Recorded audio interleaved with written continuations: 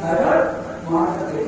अब आज सर्च हो रहा है फाइबर क्या था, क्यों ईरान वाले फाइबर का तस्करा कर रहे हैं, क्यों ईरान वाले फाइबर की बात कर रहे हैं।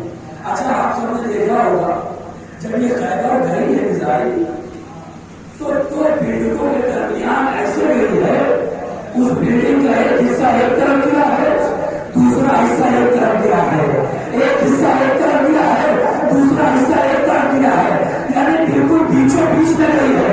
एक हिस्सा एक तरफ, दूसरा हिस्सा दूसरी तरफ। आज गुलामाने हाइड्रेट कर रहा का ये नतीजा है कि जब वो मिसाइल बना करके दुश्मन की बिल्डिंगों पर भी मारते हैं तो वो ऐसे बीच में से टुकड़े होते हैं जैसे अली ने मराब के टुकड़े किए। वैसे ही मिसाइल ने भी काम करके दिखाया। ईरान कर रहे हैं पाबंदियों में रहने के बाद भी ईरान के शिया, ईरान के साइंसदान, ये तो मुझे बेड़ियों में झपट हो सकते हो लेकिन हमारे इल्म पर काबू नहीं पा सकते, हमारे कमाल पर काबू नहीं पा सकते। यही तो दुश्मन हमेशा करता आया है कि जब भी किसी से डरता है उसे पाबंदियों में डाल देता है, उसे पाबंदियों में डाल देता है, उसे पाबंदियों में डाल देता है। नहीं, आपका जहन नहीं पहुंचा वहां तक। आज ईरान से अमेरिका गया हुआ है, सैंक्शन पे सैंक्शन लगाया जा रहा है, पाबंदियों पे पाबंदियां किया जा रहा है। जब भी दुश्मन अहले बैत किसी अहले बैत की कड़ी से करते हैं फौरन उन्हें जंजीर बना देते हैं। ये ईरान का हाल हमारे सामने है। करबला के बाद सईद सज्जाद को भी जब तक जंजीर न पिलाती उसे डरता रहा। जिससे डरते हैं उसको लेकिन जंजीर को जिस्म को पहना सकते हो ना, एवं को नहीं पहना सकते, उनकी शान शौकत को नहीं पहना सकते। वो जैसे है वैसे ही है कि मैं अमर बिल मारूफ करूं और नाही अनिल मुनकर करूं। इसने कहा कि मैं यजीद की बैत में जाऊंगा, नानी माने हुसैन की बैत में जाऊंगा, बिल्कुल बीच का रहूंगा, बिल्कुल रहूंगा, किसी तरह में नहीं जाऊंगा, बीच वाला रास्ता इख्तियार किया। और क्या किया, कैंप अपना बनाया और आकर के सहरा में रुका।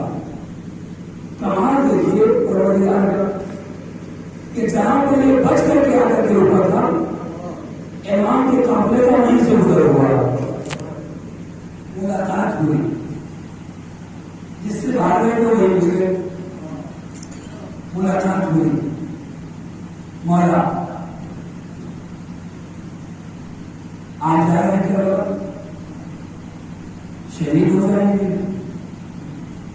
और जैसे इस रात में मैं बयान कर चुका हूं कि मौला को मशवरा दे दिया था कि बयान कर लीजिए, वैसे इसने भी अपने अल्फाज में मौला को नसीहत देने की कोशिश की।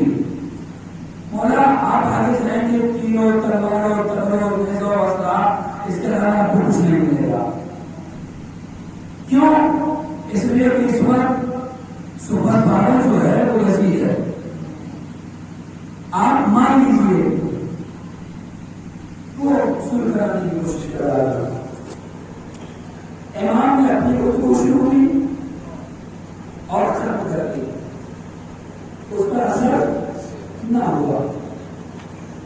आखिर में उसने क्या कहा, मौला मैं आपके साथ नहीं जा सकता क्योंकि मुझे मौत से डर लगता है, मैं मौत से बहुत डरता हूं, मैं आपके साथ नहीं जाता। आप क्या कर रहे हैं भाई साहब, मौला में खुद नहीं जा रहे, कह रहे हैं मौला ये मेरी तलवार आप लेके जाइए, मौला ये मेरा रहवार आप लेके जाइए, अपना सामान दे रहे मौला को, तलवार ले लीजिए, मेरा घोड़ा ले लीजिए। बेहयाई की हालत नहीं है। उसके बाद उसकी फजीलत बयान कर रहा, मौला जब मैं किसी जंग में गया हूं इस तलवार को लेकर के कभी शिकस्त नहीं खाई। मौला जब मैं किसी जंग में गया हूं इस रहवार को लेकर के कभी मुझे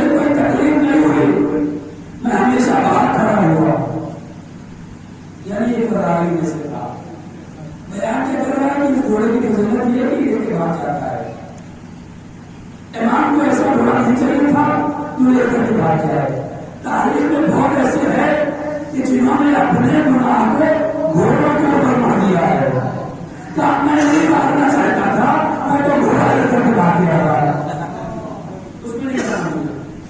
बहुत से ऐसे आपको साहिब सवार और रहवार और घोड़े तारीख में आपको मिलेंगे जो ये कहेंगे मैं नहीं आना चाहता था, ये तो घोड़े की बात है। ये इमाम को दो चीजों की पेशकश की थी, जोफी दो चीजें लेने की कोशिश की। इमाम ने कहा चल सकते हो तो चलो, क्या जवाब दिया? मैं मौत से डरता हूं। इमाम ने कहा दैट्स ऑल, ठीक है, इमाम की बात कर रही है, मैं अपनी बात कर लिया, नहीं कर सकते ना जाओ। मौला ये दो चीजें ले लीजिए। मौला ने कहा मुझे तुम्हारी इन चीजों की जरूरत नहीं है, मुझे तुम्हारी कितनी भी ज्यादा फजीलत हो इसकी, इन चीजों की जरूरत नहीं है। समझ आएगा?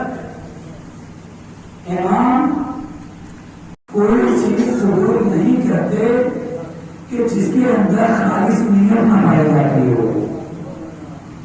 हाँ, हमारे लिए उधर सही है, मजलिस करवा रहे, शबेदारी करवा रहे, प्रोग्राम करवा रहे, आजादी करवा रहे, बहुत बड़ा बड़ा प्रोग्राम कर रहे हैं।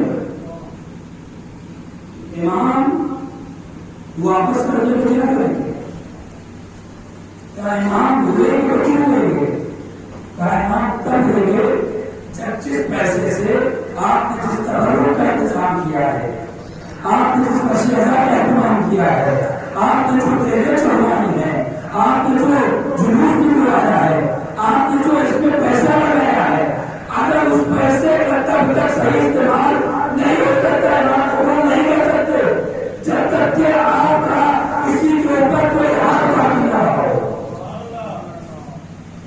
पता चला बहुत देने का नाम नहीं है, पता चला हम नाम के नाम पे पूरे चौकिया को, पूरे एरिया के मुसलमानों को खिलाए जा रहे हैं,